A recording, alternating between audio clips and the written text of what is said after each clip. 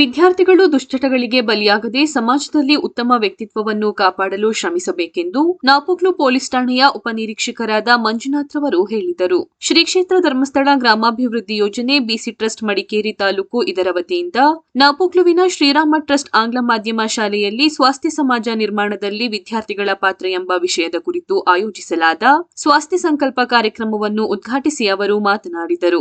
ಧರ್ಮಸ್ಥಳ ಸಂಘವು ಹಲವಾರು ಸಮಾಜಮುಖಿ ಕೆಲಸಗಳನ್ನು ಮಾಡುವ ಮೂಲಕ ಜನರ ಮನ ಗೆದ್ದಿದೆ. ಸಂಘವು ಯಾವುದೇ ಧರ್ಮಕ್ಕೆ ಸೀಮಿತವಾಗದೆ ಧರ್ಮಾತೀತವಾಗಿ ಯಾವುದೇ ಭೇದ ಭಾವ ಇಲ್ಲದೆ ಸಮಾಜದಲ್ಲಿರುವ ಎಲ್ಲಾ ಜನಾಂಗದ ಅವಶ್ಯಕತೆಗಳಿಗೆ ಕೆಲಸ ಮಾಡುತ್ತಿದೆ.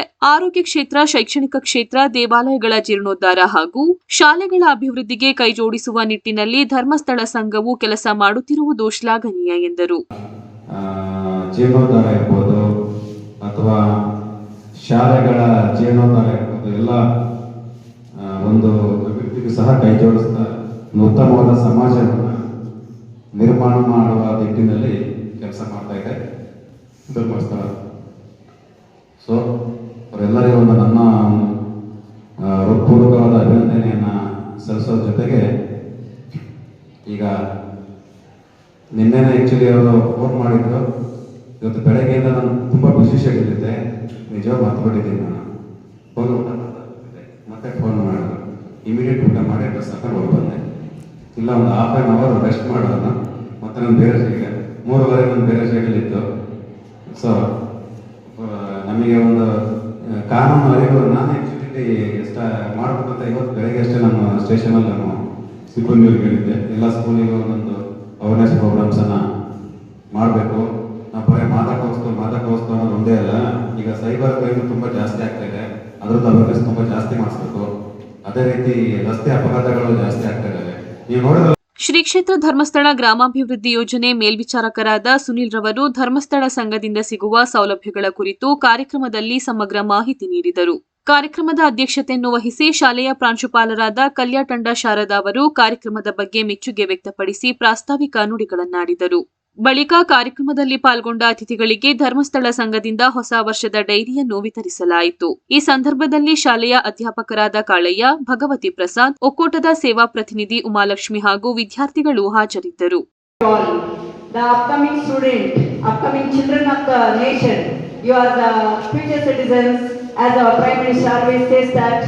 ಯುವಕರು, ನೀವು ಇಂದಿನ ಯುವ ಪೀಳಿಗೆಯಲ್ಲಿ ಬೆಳೆಯುತ್ತಿರುವ ಯುವಕರು ಉನ್ನತ ಶಿಕ್ಷಣ ದೊರೆತು ಉನ್ನತ ರೀತಿಯಲ್ಲಿ ಬೆಳೆದ್ರೆ ತಂದೆ ತಾಯಿಗೆ ಗೌರವ ನೀಡುವುದು, ಹಿರಿಯರಿಗೆ ಗೌರವ ನೀಡುವುದು ಇರ್ಬೋದು, ಮತ್ತೆ ಶಾಲೆಯಲ್ಲಿ ಗುರು ವೃಂದದವರಿಗೆ ಗೌರವ ನೀಡುವುದಿರ್ಬೋದು, ನಿಮ್ಮ ಪಾಲಿಗೆ ಬಂದ ಕಲಿಕೆ ಇರ್ಬೋದು, ಇದನ್ನೆಲ್ಲ ನೀವು ಮಾದಟ್ ಮಾಡಿಕೊಂಡು ಒಳ್ಳೆ ಯುವಕರಾಗಿ ಬಾಳಿದ್ರೆ ಮುಂದೆ ನೀವು ಈ ದೇಶನ ಕಟ್ಟಲಿಕ್ಕೆ ಯುವ ಜನತೆ ಸ್ಟ್ರಾಂಗ್ ಆಗಿರ್ಬೇಕು ದೇಶಕ್ಕೆ.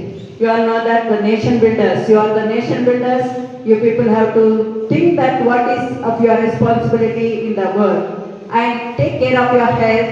The health hazards are making you to stop hold of your forthcoming moments of your life. So health is not merely absence of disease, it also tells you about your mental and physical health. These two things are destroyed because of the uses of narcotics, which it is going to inspire much attraction. Once you are addicted to that, you can't overcome this and come out, and you'll become the, perhaps I can say that you'll become the waste products of the nation. So don't deprive your parents, don't deprive of your life. Life is so precious, life is so